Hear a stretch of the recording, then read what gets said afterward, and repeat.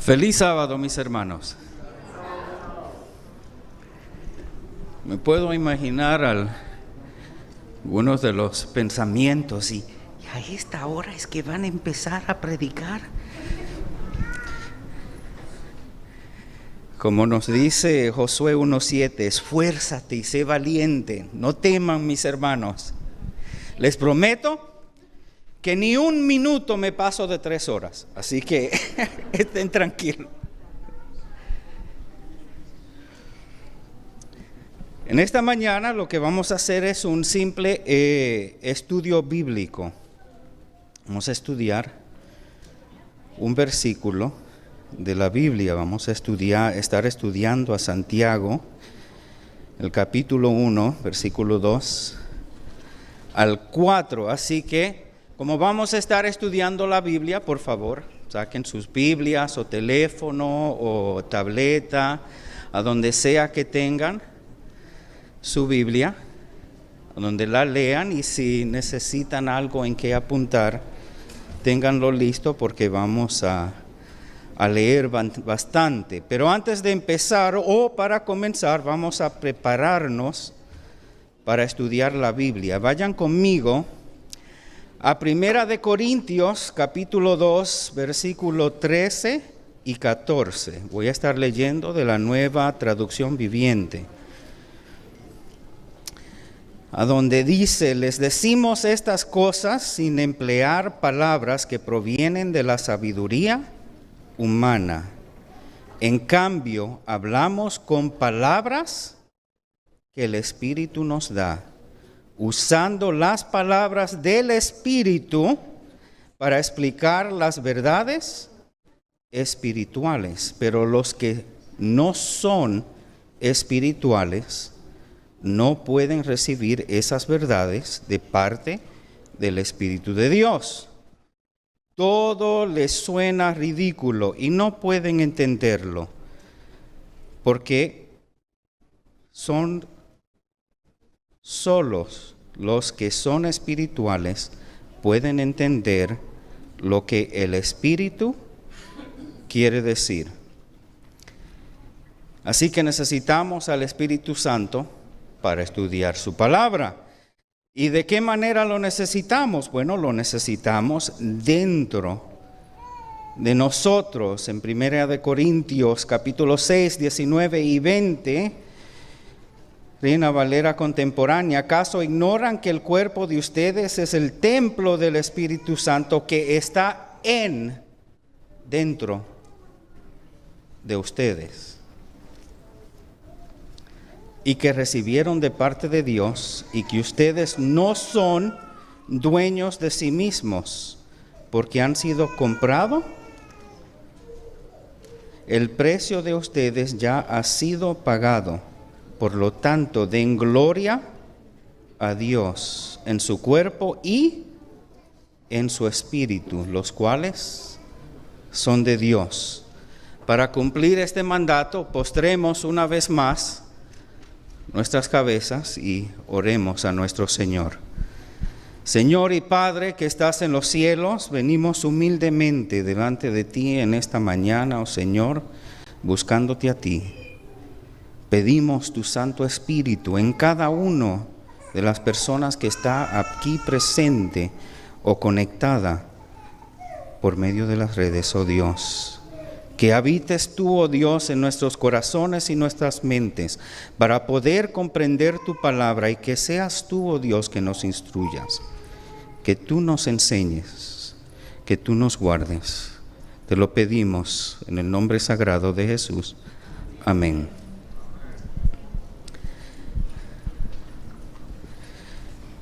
Comunes denominadores.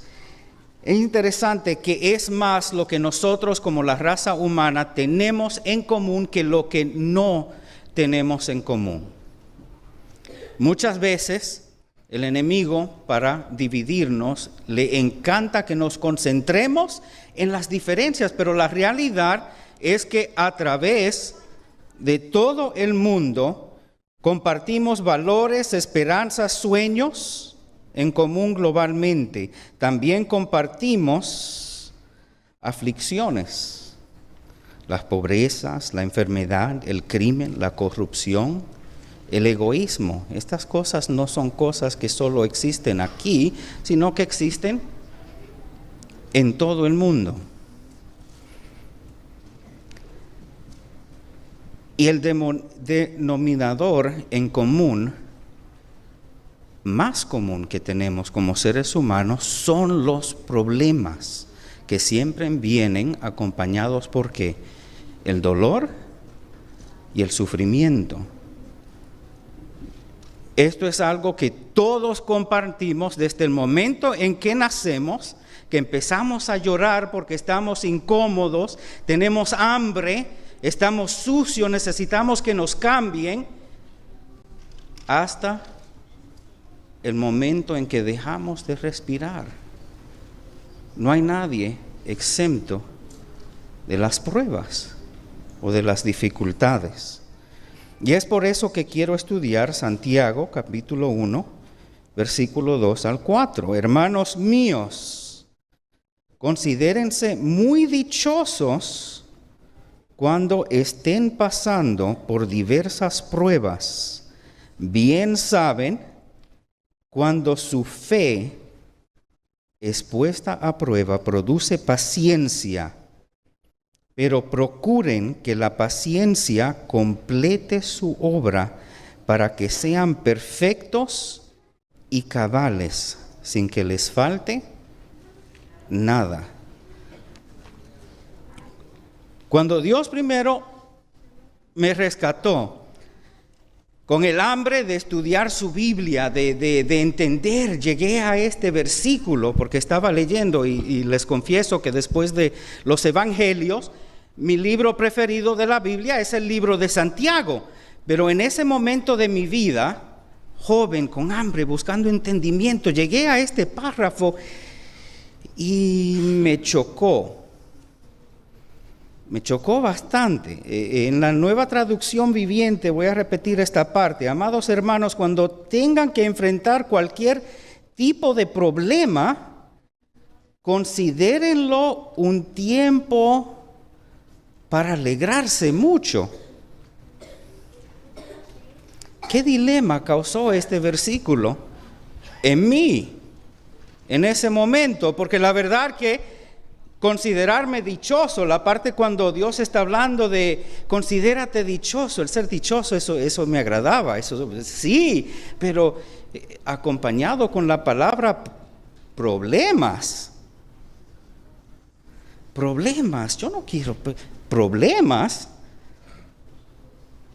¿Qué está diciendo aquí?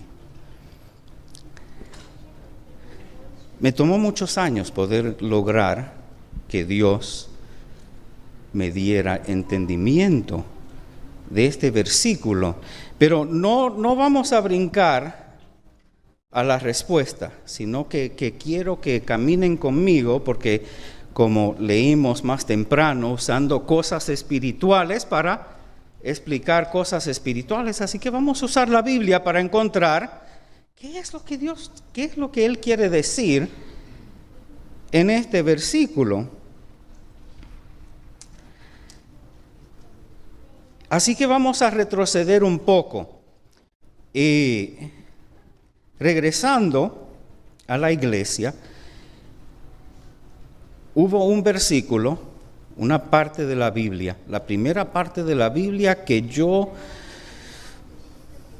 por decisión propia, no porque era parte de un programa, no porque era parte de la escuela sabática, no por mis padres, por fin algo que yo decidí memorizar, cometer a memoria por deseo propio. Interesantemente, este versículo fue escrito por el hijo de un rey durante la primera etapa de este hijo, que tuvo 4 etapas en su vida. Y no cualquier rey, sino que era el hijo del único rey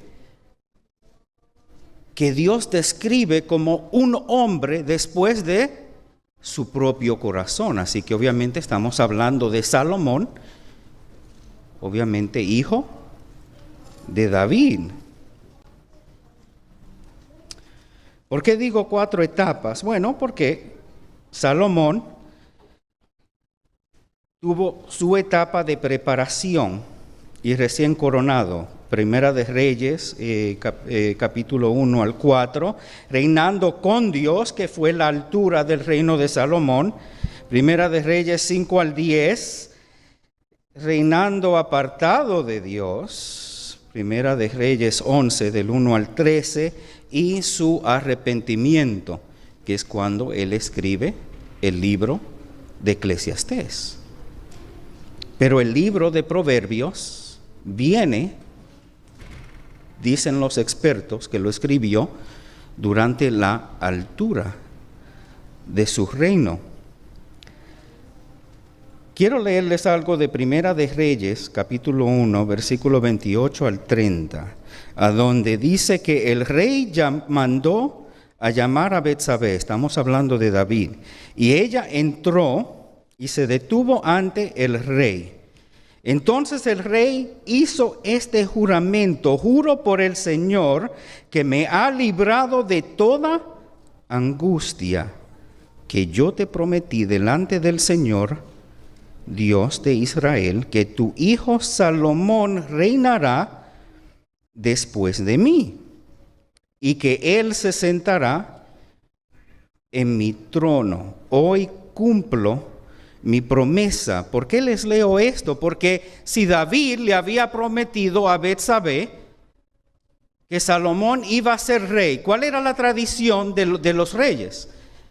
Si sabían quién iba a heredar, simplemente lo tiraban en el cargo o lo preparaban, lo instruían para poder gobernar.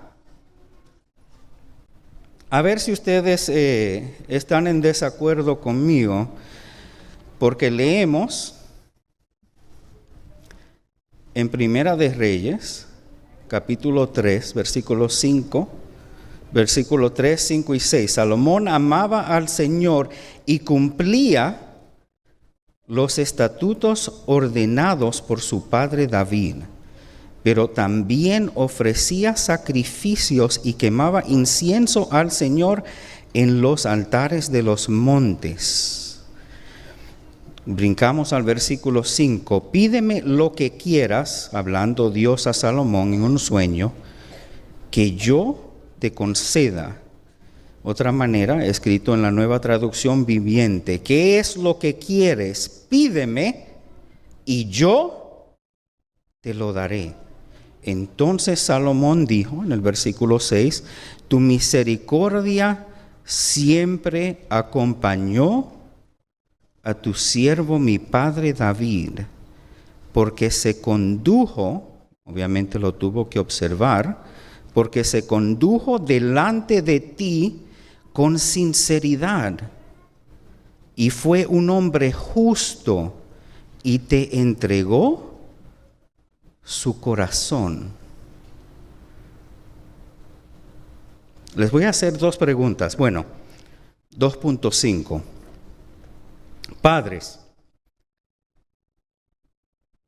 si en esta noche Dios se le aparece a nuestros hijos en sueño y les ofrece que les pidan lo que ellos quieran de su corazón, ¿los hemos preparado lo suficiente para que ellos pidan como Salomón pidió por la preparación de su padre? ¿Sabiduría?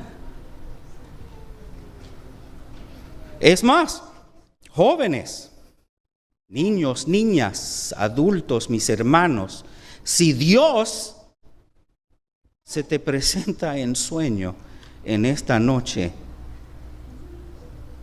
y te concede lo que tú quieras pedir, ¿hemos vivido, está nuestro corazón preparado para pedirle a Dios su sabiduría? ¿Es eso lo que anhelamos? Y por encima de esto, y esta palabra, la verdad que me llamó, Dios me llamó mucho la atención con esto. ¿Cuántos no queremos vivir padres y madres, una vida digna que nuestros hijos digan lo que dijo Salomón. Noten lo que él dijo. Tu misericordia siempre acompañó a tu siervo mi padre, porque se condujo delante de ti con sinceridad y fue un hombre justo y te entregó su corazón. Este preámbulo, un poco largo, es para que ahora, al leer Proverbios, capítulo 3, versículo 1 y 2, la primera parte de la Biblia que memoricé por deseo propio fue Proverbios, capítulo 3, 1 al 7. Pero voy a leer el 1 y el 2. Y miremos si no es posible reconocer la voz de un padre, de David, aconsejando a su hijo. Y dice: Hijo mío, nunca olvides las cosas que te he enseñado. Guarda mis mandatos en tu corazón. Si así lo haces, vivirás muchos años y tu vida te dará satisfacción.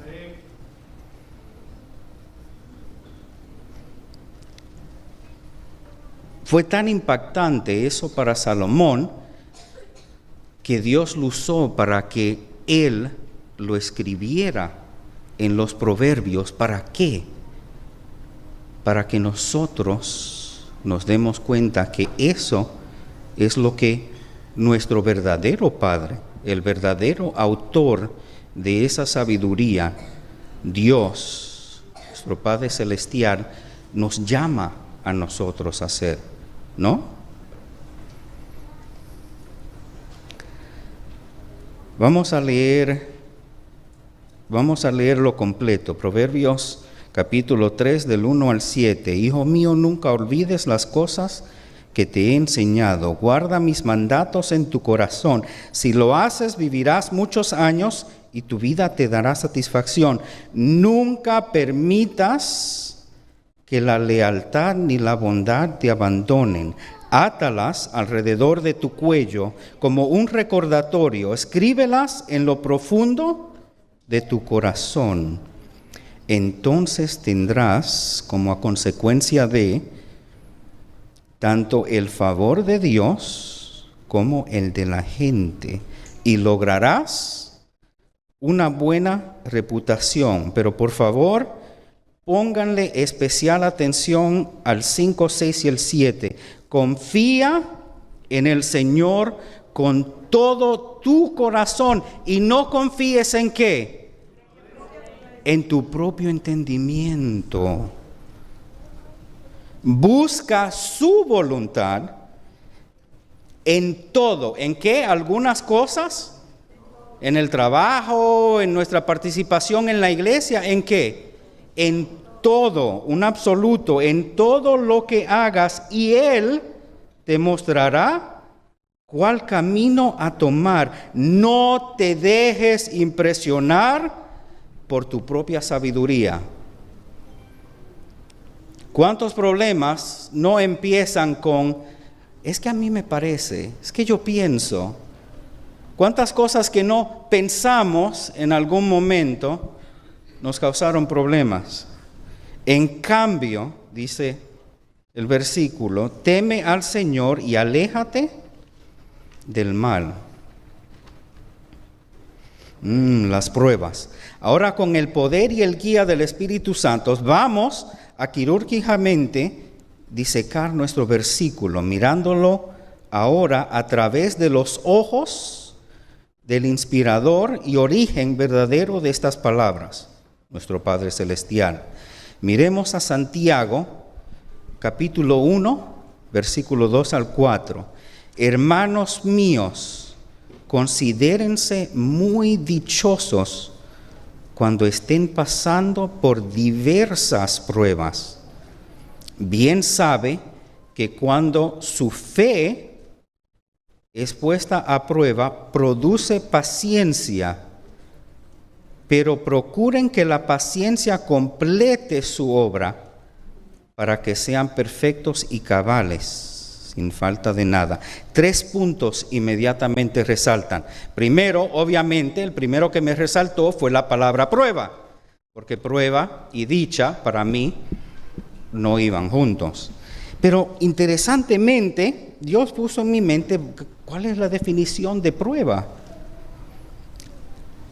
Y miren lo que encontré. Acción de probar a alguien o algo para conocer sus calidades, verificar su eficacia, saber cómo funciona o reacciona o qué resultado produce.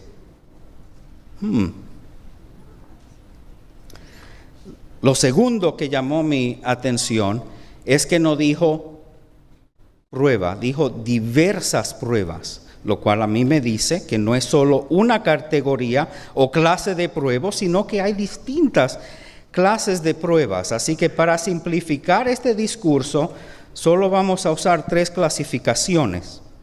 Y lo tercero que resaltó es cuando dice cuando su fe es puesta a prueba. Así que es nuestra fe que es puesta a prueba. Cada vez que entra una prueba, un reto, es nuestra fe que está en prueba. Fe es confianza. Fe es parte de lo que es amar.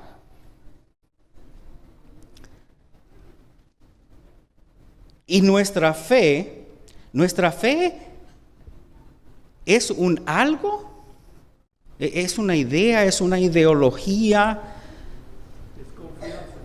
Es confianza en Dios. Nuestra fe no es un algo, es un quién. Nuestra fe es en alguien. Así que si nuestra fe es en alguien, para tener fe, para confiar, para que alguien nos cause esperanza, y eso es parte del amor, ¿se puede tener fe en alguien que no conocemos? ¿Se puede amar de todo corazón como nos dijo nuestra hermana esta mañana? De todo corazón, con toda nuestra fuerza, nuestra mente y espíritu, ¿no? Mateo 12:21 nos dice, hablando de Jesús, y su nombre será la esperanza de todo el mundo. Segunda de Corintios 1:10 dice, efectivamente, Él nos rescató del peligro mortal y volverá a hacerlo de nuevo. Hemos depositado nuestra confianza en Dios y Él seguirá rescatándonos. Efesios capítulo 1, versículo 11 al 13. Es más, dado que estamos unidos a Cristo, hemos recibido una herencia de parte de Dios, porque Él nos eligió de antemano y hace que todas las cosas resulten de acuerdo con su plan. El propósito de Dios fue que nosotros, los judíos, que fuimos primeros en confiar en Cristo, ahí está esa palabra otra vez, confiar, diéramos gloria y alabanza a Dios. Y ahora ustedes, los gentiles, en ese momento hablando de nosotros, también han oído la verdad, la buena noticia de que Dios los salva. Entonces, nuestra fe es en la salvación de Dios. Además, cuando creyeron en Cristo, Dios los identificó como suyos al darle el Espíritu Santo, el cual había prometido tiempo atrás. Amén. Y como ya nos había leído, pero lo voy a leer no de Deuteronomio, sino de Mateo 22, 35 al 37, nueva versión internacional. Uno de ellos, experto en la ley, le tendió una trampa con esta pregunta: Maestro, ¿cuál es el mandamiento más importante de la ley? Ama al Señor tu Dios con todo tu corazón, con todo tu ser y con toda tu mente. Les respondió Jesús, refiriéndose a Deuteronomio 6:5. Sin fe o confianza no puede haber amor. Tú no puedes amar a alguien en el cual no confías. Es imposible. Por lo tanto, cuando nuestra fe está en prueba, es nuestra relación con Dios que está siendo puesta a prueba. Así que la primera categoría de pruebas, vamos a llamarla de territorio, una prueba de territorio. Como leímos en Efesios capítulo 1:13, dice: y ahora ustedes los gentiles también han oído la verdad, la buena noticia, que Dios los salvará. Además, cuando creyeron en Cristo, Dios los identificó como suyos al darle el Espíritu Santo, el cual había prometido. Dios nos identifica como ¿qué? De Él, que le pertenecemos. ¿En qué otras historias vemos esto nuevamente? En Job. Cuando vamos a Job, capítulo 1, versículo 9 al 11, capítulo 1, 8, Jehová dijo a Satanás: ¿no te has fijado en mi siervo? Mi siervo. Cuando nosotros aceptamos a Cristo como nuestro Salvador, pedimos que Él entre a nuestra vida, hacernos parte de su reino, y Dios testifica que somos suyos ante todo el universo. Pero ¿cómo responde el enemigo cuando Dios dice: esta hermana es mía, este niño es mío, este joven me ama? ¿Cómo responde el enemigo? Él dice, nos acusa de mentir, mentira. No es verdad. Satanás, leyendo en Job capítulo 1, 9 al 11, Satanás le respondió al Señor: sí, pero Job tiene una buena razón para temer a Dios. Siempre has puesto un muro de protección alrededor de él, de su casa, de sus propiedades. Has hecho prosperar todo lo que hace. Mira lo rico que es. Así que extiende tu mano y quítale todo lo que tiene. Ten por seguro que te maldecirá en tu propia cara. Y en el capítulo 2, cuando quitarnos nuestros bienes, atacar nuestros trabajos, nuestras finanzas, nuestras cosas, no es lo suficiente, ataca nuestra salud. Y como si no fuera suficiente, hasta usa, ¿qué pasó con Job? Hasta usa nuestros amigos más cercanos cuando necesitamos aliento. ¿Para qué? Para atacarnos. Pero el enemigo no para ahí. El enemigo mató a los hijos de Job. El enemigo nos quita seres amados. Ahora, lo triste del reclamo del enemigo es que desafortunadamente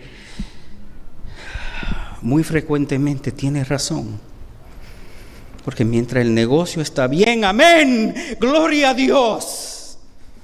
Mientras la salud está buena, aleluya, glorificado el nombre de Dios. Mientras nuestra cuenta bancaria está saludable, ay, Dios es bueno todo el tiempo y todo el tiempo Dios es bueno. Pero cuando perdemos a alguien que amamos, ¿cuántas personas no se han vuelto ateos porque perdieron? ¿Cómo Dios me pudo haber quitado a mi hija? He oído, a mi hijo, a mi mamá. Cuando nuestro socio en el negocio, que era hermano, se desaparece, y me ha pasado, y vacía las cuentas y se desaparece y te deja con los contratos y las cuentas. Podemos decir como Job, Dios da y Dios quita, alabado sea el nombre de Dios. Así que la primera clase de prueba es por territorio. Y lo interesante es que el enemigo sabe mejor que nosotros lo que es verdaderamente servirle a Dios. Y eso se nos olvida a nosotros.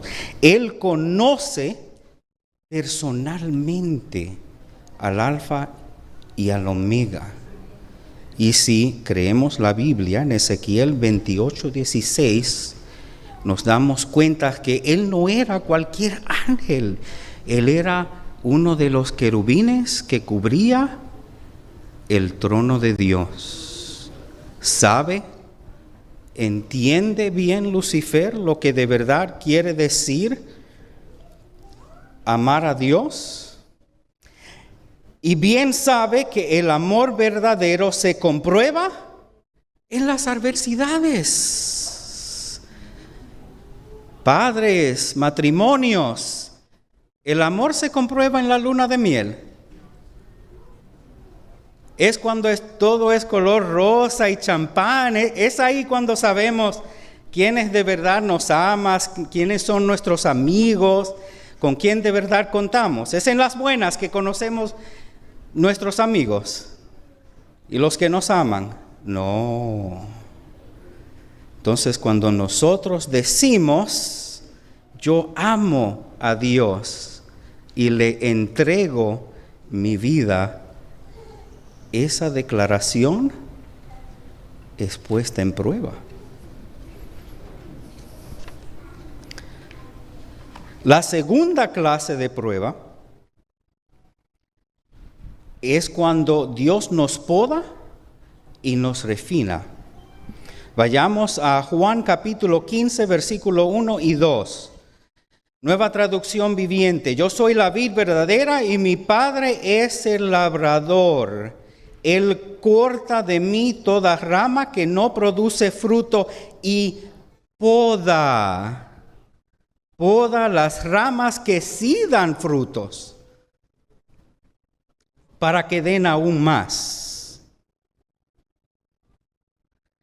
Otra traducción dice, y toda rama que está llevando fruto la limpia para que dé más fruto.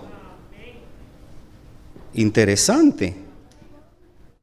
Entonces, otra clase de prueba es cuando Dios quita de adentro de nosotros cosas que ahí no pertenecen. Pero interesantemente, si de verdad pensamos en esto, es un proceso natural.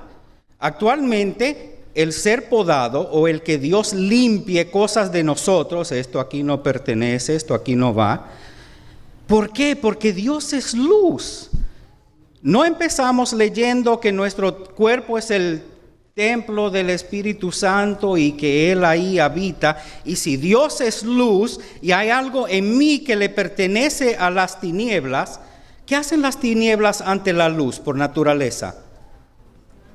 Se desvanecen, desaparecen.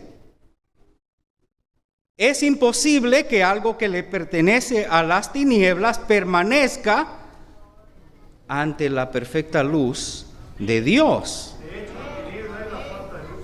Las tinieblas son la falta de luz. Gracias.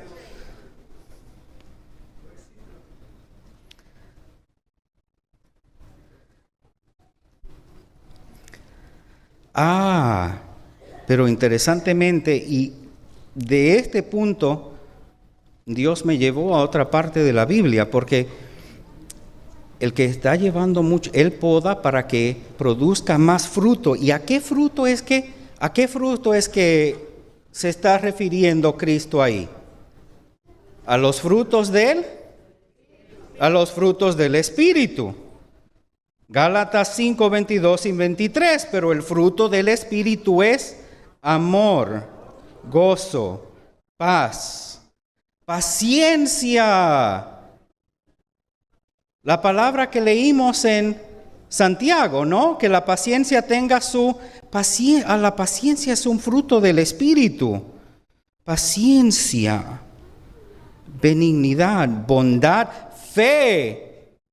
La fe es un fruto del Espíritu. Así que si la fe es un fruto del Espíritu y mi fe está siendo puesta en prueba, entonces la permanencia del Espíritu Santo en mí, lo que ya dijimos, nuestra relación con Dios, es lo que está siendo probado.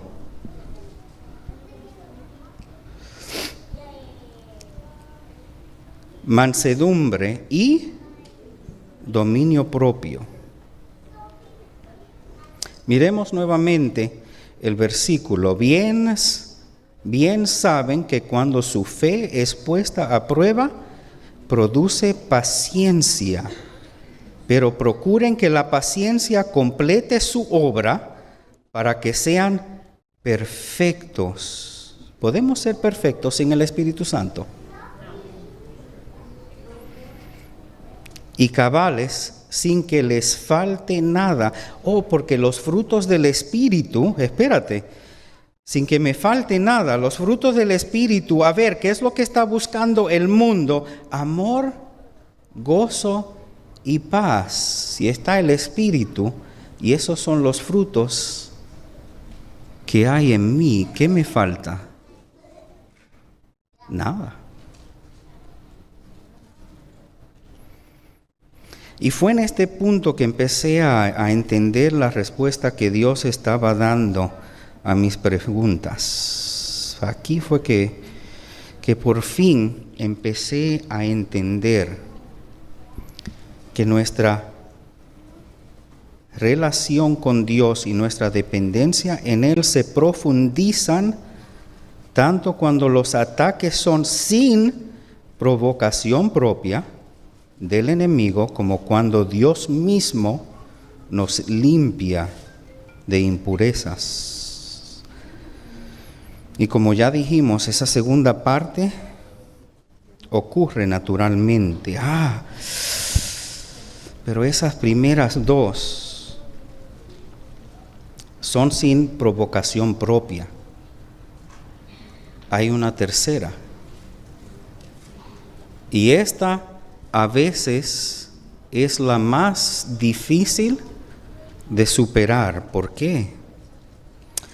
Porque las pruebas y las dificultades y las tormentas que llegan a nuestra vida por nuestra propia culpa, las consecuencias de nuestros pecados, hermanos, A veces, como nos persigue el enemigo con el recuerdo de esas caídas. Miremos a Gálatas capítulos 6 y 7. No se engañen, Dios no puede ser burlado. Todo lo que el hombre siembre, eso mismo cosechará. En Santiago 1, versículo 13 al 15. Cuando sean tentados, acuérdense de no decir Dios me está tentando. Dios nunca es tentado a hacer el mal y jamás tienta a nadie. La tentación viene de nuestros propios deseos, los cuales nos seducen y nos arrastran. De esos deseos nacen los actos pecaminosos, y el pecado, cuando se deja crecer, da luz a la muerte. ¿Y a dónde es que nos arrastran nuestros deseos?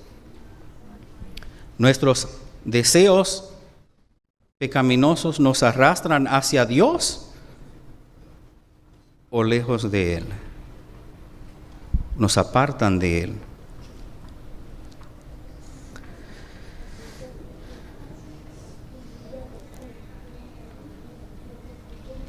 No quiero que piensen que porque Dios no tienta, que se cancela el poder o que hay una contradicción, no es verdad.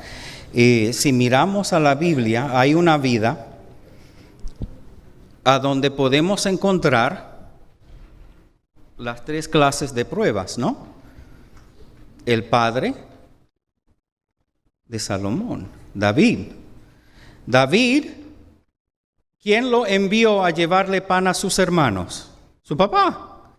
Cuando él llega al campamento y se indigna oyendo lo que está diciendo Goliat de Jehová. ¿Por quién estaba indignado David? Por Dios. ¿Qué estaba en disputa? Territorio. Un ejército contra otro ejército sobre territorio, no solo físico, pero espiritual. ¿Por qué? Porque el temor era lo que había vencido al ejército de Saúl. ¿Cómo sabemos que fue el temor o la ausencia de una relación? Porque David era un niño, era un joven, como muchos de los que se pararon aquí en esta mañana a cantar. David era tan pequeño que ni siquiera se podía poner la armadura de Saúl, y Goliat, para que ustedes empiecen a entender lo grande que era, nuestros jugadores de baloncesto todavía tienen que brincar para entrar la pelota. Goliat lo miraría y simplemente dejaría caer la pelota en el cesto. Entonces estamos hablando de un hombre de guerra contra un niño. ¿Quién obró para que dejaran que un niño saliera sin armadura, con piedritas, a enfrentarse a un gigante? Solo Dios. Solo Dios. Lo que derrotó a Goliat fue la fe de David. Goliat amenazó a David, y todo lo que salió de la boca de Jehová, David clamó a Jehová no menos de 7 veces a la cara de Jehová. Tú vienes a mí, pero yo vengo con Jehová. Así que, territorio.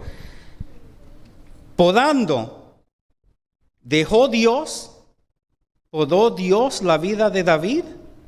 Sí,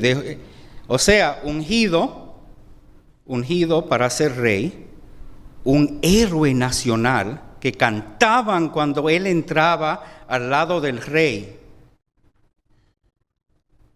Casado con la hija del rey y luego perseguido. ¿Quién permitió que Saúl persiguiera a David? Y me recuerda a nuestro querido pastor que nos visitó, a Jafet Ruiz, cuando estaba hablando del problema del cod, como ponían el catfish en la pecera para que lo persiguiera, para que creciera y llegue fresco. Me encantó esa. Pero David también conoce la tercera, la caída de David con Betsabé. Betsabé no es la mamá de Salomón. La mamá al que le hizo la promesa y su hijo llegó a ser el rey más sabio. Espérense. Segunda de Samuel, capítulo 11, 2 y 23. Una tarde después del descanso del mediodía, David se levantó de la cama y subió a caminar por la azotea del palacio. Mientras miraba hacia la ciudad, vio una mujer de belleza singular que se estaba bañando. Luego envió a alguien para que averiguara quién era la mujer, y le dijeron: es Betsabé, hija de Eliam y esposa de Urías elitita. Y nosotros sabemos la historia. ¿Qué hizo David? La embarazó. Y después, ¿qué hizo para cubrirlo? Mandó a llamar a su esposo. Y cuando eso no funcionó, noten, es importante notar los pasos que está tomando. Cuando no funcionó, lo mandó a matar. Oh, mis hermanos, cuán importante, singularmente importante, que en el momento que nos encontramos en pecado, que corramos a caer de rodillas ante nuestro Dios. ¿Por qué? Porque mientras tratamos de resolver el problema por nuestras propias fuerzas, ¿qué hacemos? Creamos más problemas. Si David se hubiera arrepentido después de la primera caída, no llega al punto de asesinar al pobre hombre y encubrirlo. Pero porque nos tardamos. ¿Por qué? Porque queremos confiar en nuestro entendimiento cuando Dios nos dice: confía en Dios de todo corazón y no confíes en tu propio entendimiento. ¿Por qué? Porque para pecar, si hemos sido arrastrados, para pecar, ¿de quién nos tenemos que separar? De Dios. ¿Puede estar el Espíritu Santo en mí y yo pecar? No. Entonces, ¿qué tuve que haber hecho para caer? ¿Despegarme de Dios? Entonces, la única solución es reconectarme con Dios, porque si no lo hago lo más rápido posible, toda solución que yo intente por mis propias fuerzas simplemente me van a crear más problemas. ¿Por qué? Bueno, leamos. Juan 15, versículo 5. Yo soy la vid y ustedes las ramas. El que permanece en mí y yo en él, este lleva mucho fruto, pero separados de mí, nada podéis hacer. ¿Cómo puedo yo pretender resolver mis problemas sin Dios? Es imposible. Proverbios 24, versículo 16, Reina Valera antigua, nos dice: porque 7 veces cae el justo y se torna a levantarse. El justo no es justo porque no se cae. El justo no es justo porque resuelve sus propios problemas después de que se separa de Dios, sino porque se torna a levantarse, a reconectarse ¿con quién? Con nuestro Dios, con nuestro Salvador.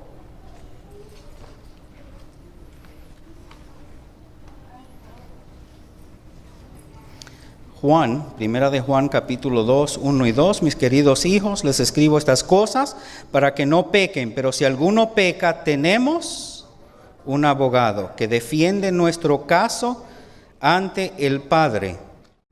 Es Jesucristo el que es verdaderamente justo. Él mismo es el sacrificio que pagó por nuestro pecado, y no solo los nuestros, sino también de todo el mundo. El mismo que pagó por todos nuestros pecados,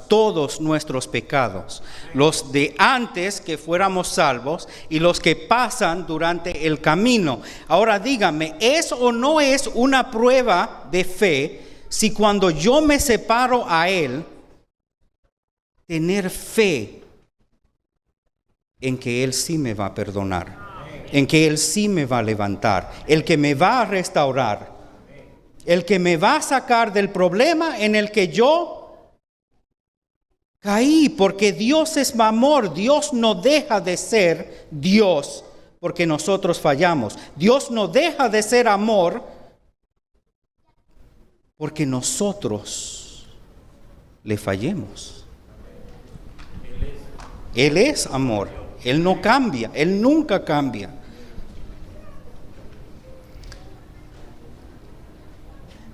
Como leímos más temprano, Efesios 1:11, porque Él nos eligió de antemano y hace que todas las cosas resulten de acuerdo a su plan. ¿Había o no había visto Dios a Salomón, al cual se le apareció cara a cara 2 veces? Y Salomón es el resultado ¿de qué? De un pecado. Ahora, no malinterprete, esto no es licencia diciendo, hermanos, salgamos a pecar sin piedad. No. Pero es que tengamos fe, que confiemos en el carácter de Dios cuando caemos, para tornar a Él, para que Él nos vuelva a restaurar. Y el único que nos puede restaurar, el único que nos salva es Él. De hecho, hubo un precio muy alto pagado por ellos dos con la muerte de su primer niño antes que naciera Salomón. Así que el pecado trae un precio muy alto. El pecado trae un precio. Dios puede convertir lo que Satanás hizo en bendición, pero la consecuencia vino. Pero las consecuencias son de nosotros. Pero ¿cómo? Nuevamente, ¿cómo podemos superar? ¿Cómo podemos llegar a vivir con las consecuencias de nuestros pecados? Si uno de los nombres del enemigo es acusador, hay una razón por la cual la Biblia se aseguró de que el nombre acusador ahí se encuentre. ¿Cómo podemos nosotros superar nuestros errores sin que Dios nos sane las heridas que permanecen? ¿A dónde? Porque las heridas más profundas, mis hermanos, de cuando caemos, y todos tenemos una, esas heridas más profundas, ¿a dónde están? ¿Se pueden ver por afuera?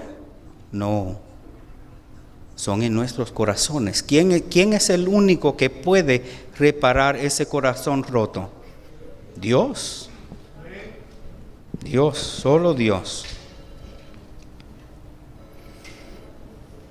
Por fe tenemos que confiar que nuestros pecados han sido perdonados, y confiando en su perdón, silenciar al acusador cuando viene a susurrar en nuestros oídos nuestras caídas pasadas. Necesitamos recordar que nunca ni antes ni ahora merecemos el perdón de Dios. Nuestras obras, dice la Biblia, que son más que trapos sucios. Isaías 64:6. Estamos todos infectados por el pecado y somos impuros cuando mostramos nuestros actos de justicia. No son más que trapos sucios. Creo que ahora sí podemos entender qué es todo lo que Dios nos dice a través de ese versículo. Hermanos míos, tengan por sumo, ahora estoy leyendo de la Reina Valera actualizada, por sumo gozo cuando se encuentren en diversas pruebas, sabiendo que la prueba de su fe produce paciencia, pero que la paciencia tenga su obra completa para que sean completos y cabales, que no quedando atrás en nada. Lo primero que tuve que entender, lo que me llevó a entender todo lo que leí a través de los años, Dios me tuvo que enseñar primero que el ser salvo no es el destino. El ser salvo es simplemente el principio de mi caminar con Cristo. El punto de conocer a Cristo no es simplemente obtener un boleto para salirme de este mundo. No es simplemente salvarme. Hasta las ratas saben tirarse de una barca que está incendiada. Así que el propósito de simplemente me quiero salvar yo no es la razón tras la salvación. Fue lo primero que tuve que entender, sino que es servirle a Dios. El propósito de un cristiano es servirle a Dios. ¿No es eso lo que decimos? Mateo 6:10, la oración del Salvador. Venga tu reino, sea hecha tu voluntad. ¿Cómo? ¿A dónde? Como en el cielo, aquí en la tierra. Y los ángeles que lucharon contra Lucifer, que todavía están vivos, ¿han dejado de servirle a Dios? Y cuando Dios nos venga a rescatar y nos lleve al cielo, ¿qué vamos a hacer por toda la eternidad? Servirle a Dios. Así que si Dios ha llegado, su reino ha llegado a mi corazón, ¿cuál es mi propósito? Servirle a Dios. ¿Y cómo no puede haber gozo en el corazón de un cristiano a donde habita el Espíritu Santo, el fruto del cual es gozo? ¿Cómo puedo tener al Espíritu Santo y no servirle a Dios? ¿Cómo? Y para mis hermanos y mis hermanas más fijados, detallistas, cuando dije la segunda parte, podar y refinar, les quiero dar este versículo. Zacarías 13, versículo 9, Nueva Traducción Viviente. A este último grupo lo pasaré por el fuego y los haré puros. Los refinaré como se refina la plata y los purificaré como se purifica el oro. Invocarán mi nombre y yo les responderé, les diré, este es mi pueblo. Y ellos dirán, el Señor es nuestro Dios. El Señor es nuestro Dios. Nosotros somos su pueblo. ¿Y cuál es el propósito? ¿Cuál es el propósito del pueblo de Dios, mis hermanos? ¿Cuál es nuestro propósito? Porque todo consejero, todo libro que lean allá afuera, self-help, de la raíz que usted quiera, sin propósito, hay felicidad. Si una persona deja de tener propósito, no siente propósito en su vida, ¿puede ser feliz? Y si el Espíritu Santo, el fruto del Espíritu es gozo, si no tengo el Espíritu, ¿cómo puedo tener sus frutos? ¿Puedo tener gozo, paz, felicidad sin el Espíritu Santo? Si es un fruto de Él, entonces en ausencia del Espíritu hay ausencia de felicidad.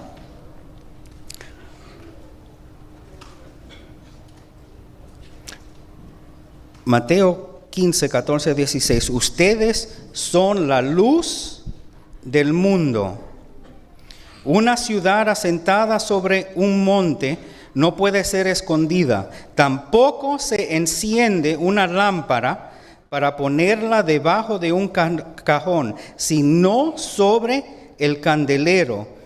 Y si alumbra a todos los que están en la casa, así alumbra la luz de ustedes delante de los hombres, de modo que vean sus buenas obras y glorifiquen a su Padre que está en los cielos. Mis hermanos, mis hermanas, ¿para qué se enciende una lámpara? ¿Nosotros acaso encendemos una lámpara para caminar bajo la luz del sol en el mediodía,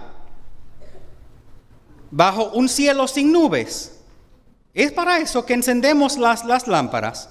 Es para eso que necesitamos las luces. ¿A dónde se necesita la luz? En la oscuridad.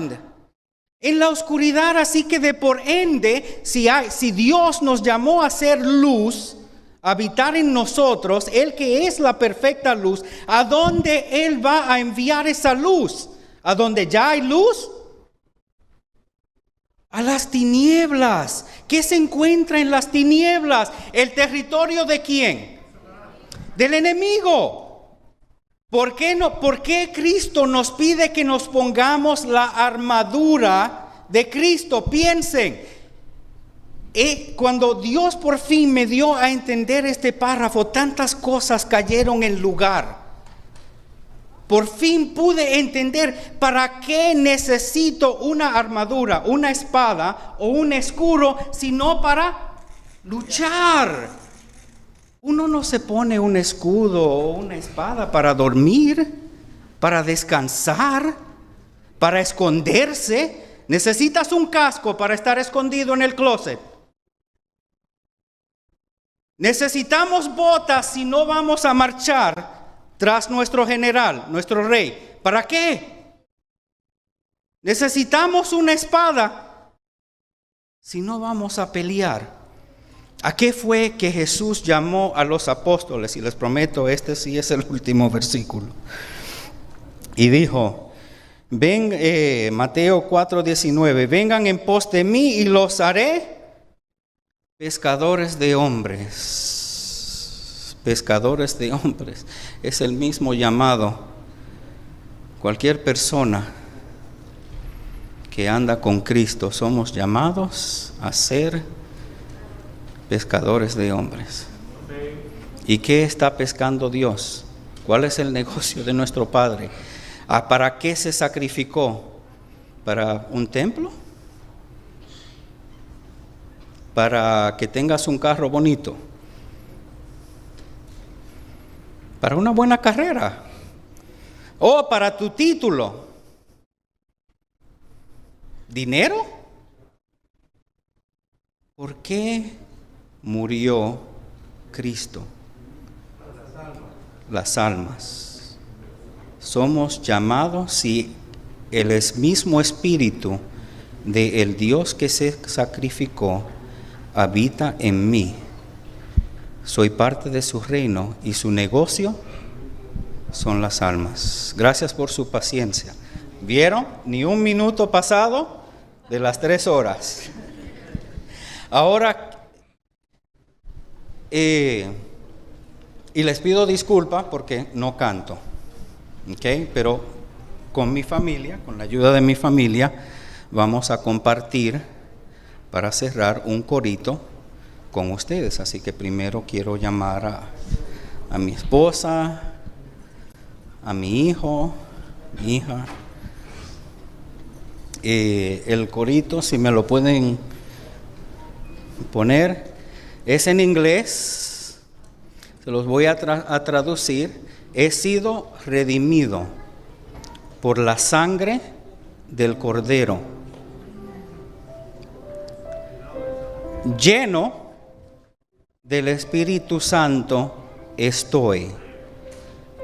Todos mis pecados han sido perdonados.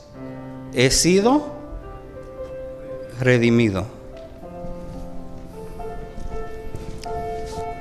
Así que les pido perdón de antemano, pero por eso los traje a ellos para que me ayuden.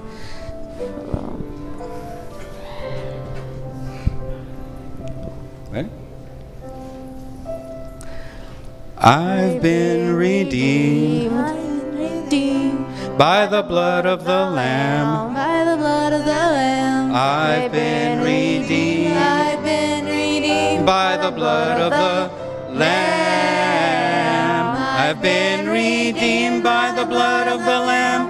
Filled with the Holy Ghost I am. All my sins are washed away. I've been redeemed.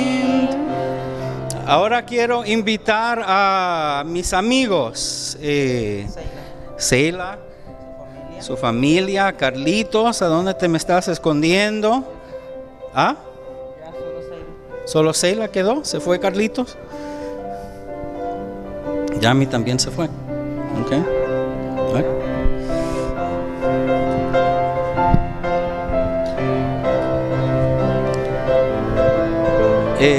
La segunda estrofa, por favor. La segunda estrofa dice: y eso no es todo, hay más que contar. He ido al río y he sido bautizado. Todos mis pecados han sido perdonados. He sido redimido.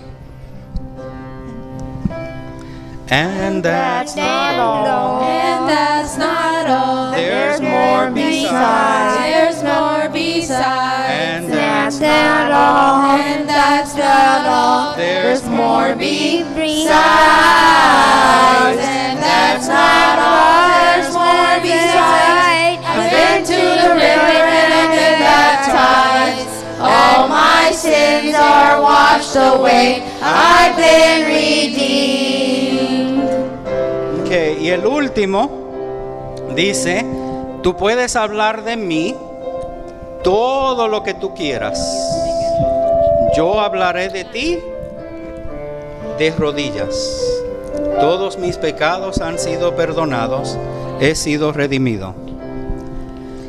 You can talk about me. Talk about me as much as you please. As much as you please. You can talk about me. You can talk about me as much as you please.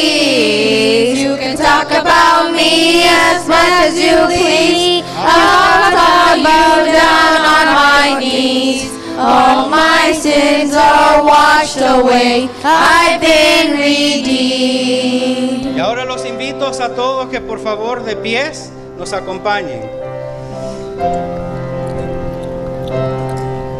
Del principio, por favor. ¿Ready?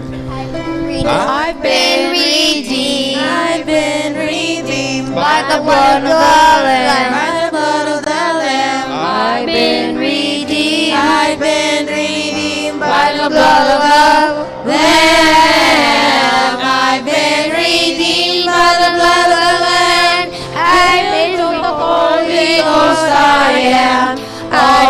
my sins are washed away. I've been redeemed.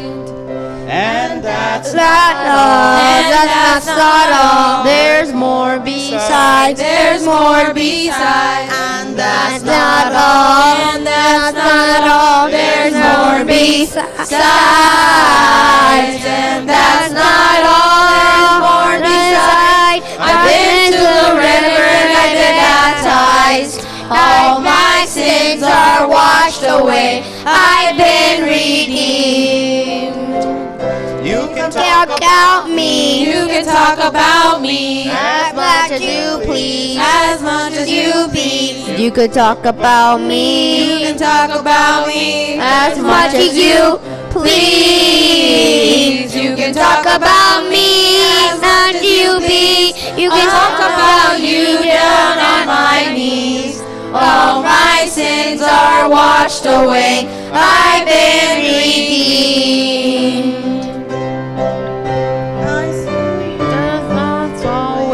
I've been redeemed. Oremos, mis hermanos.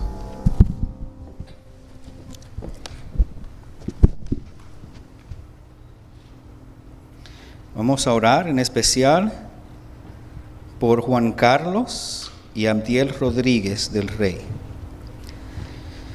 Querido y amante Padre y Salvador que estás en los cielos, gracias, oh Padre, por el privilegio que tuvimos de estar aquí en tu presencia, en tu santo templo. Gracias por tu Santo Espíritu, por tu perdón, por tu bendición, por tu palabra. Cuídanos, oh Padre. Ahora que nos preparamos a salir de aquí, oh Dios, acompáñanos a nuestros hogares. Utilízanos, oh Dios, que tu luz brille a través de nosotros. Te pedimos en este momento, oh Dios, en especial por Juan Carlos y Abdiel Rodríguez del Rey, oh Dios.